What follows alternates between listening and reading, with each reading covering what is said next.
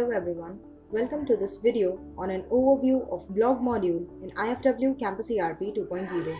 During this video, you will have a look and feel about the product. In the module list at the left, there is a module named Blog.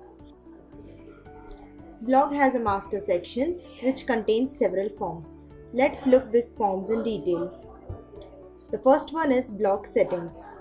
Here, you have to define the several settings, like you have to choose a blog category, which is a code master entry. You can use this icon to enter any new code. For example, let's add new code, current affairs. Now when I click on add, this will be added in the list. Here you can see this category. These categories are made to categorize the blogs. For example, if anybody wants to create any blog, he or she has to choose the category in which category the blog will be created. The blog for current affairs, educational blog, political blog, sports blog, technology blog, blog related to academics or art and craft or culture, anything. So here, the blog created under the educational category, we have to give settings that who will be managing these blogs. For example, the managing rights are given to admin, alumni, student, parent and employee. All these people can create the blog under educational category. Now, to whom these blogs will be visible and who will be allowing the visibilities, like for example, admin is controlling the visibility rights. So here admin will be controlling the visibility rights. This is how these settings are created. Here we have two buttons, Export and Export Plus, which are used to generate the reports. Export gives you the reports in HTML, PDF, Excel and CSV. We will take a print and see how the reports are generated. So this is a blog settings report which gives the details about the settings which are created. Another one is Export Plus, which is the advanced version of Export. Here we can choose the fields in the order we require. We have certain options like sort by, ordering. If you want to use the serial number, you can use. You can set the orientation. You can set the paper size. You can give the column alignments. You can give the page margins. Click on Export and generate the report in the desired format. Here we are taking a print. So this is a report that has been generated by the selections made in Export Plus. Depending upon these blog settings, the people will create the blog under various categories. How the blogs are created, we will see in this form, Create Blogs. Here we have created a blog under the category Technology. Visibility rights can be controlled. Here, if you want that this blog should not be visible to guests and parents, it will be visible only to students, employees, admin and alumni. So you can control the visibility rights from here. Give a title and keywords to search. You have to give a header image. By this header image, the blog will be represented further. You have to write your blog. You can even add the images. You can add the tables. You can add any link. You can add any video. So this tool is given here. You can add these things using the editor. We have added the text and image in this blog. And click on Save to save your blog.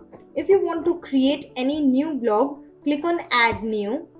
Select the category, like you want to create the educational blog. Check visibility, that who all should view your blog.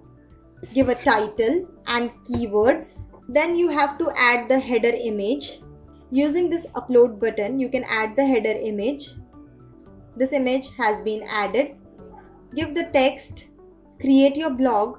You can even use these fields given here for colors, tables, link, images, videos, etc. to create and design your blog, and click on Save. These blogs created require the approvals. The authorized persons will approve your blogs. For example, you can hide any blog You can even show the blog. All the blogs will be visible on the view blog form. The header images that we added on the blogs will be seen here to identify your blog. Just click on the blog to have the details. You can check the details here. You can add the comment and click on submit. Again, when you visit the blog approver form, the blog approver will be having all the details and all the activities done on the blog. Like one comment was given there, so the comment will be seen here. The blog approver can click on it and the blog approver can check the comment. All the comments will be visible here. The blog approver can see the comment and approve the comment. The comments will be approved only after the approval. Those comments will be shown here. When you refresh it, the comment will be displayed here. For example, there is another comment and you click on submit. So the blog approver gets another comment. If the blog approver doesn't want to approve it, he or she can keep that comment as it is. It is not approved, so it will not be visible here. Whenever you edit any blog, for example, I edited this blog, I made some changes and I clicked on save. Whenever any changes are made in the blog, again it requires the approval from the blog approver. Here this blog is not visible. If I go to the view blog, that blog will not be visible to me unless and until the blog approver approves it.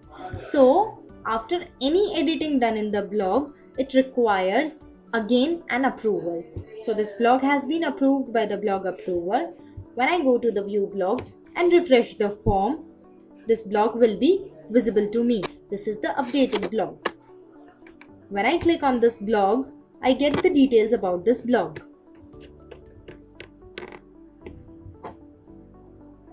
I can search any blog from the right side in the list.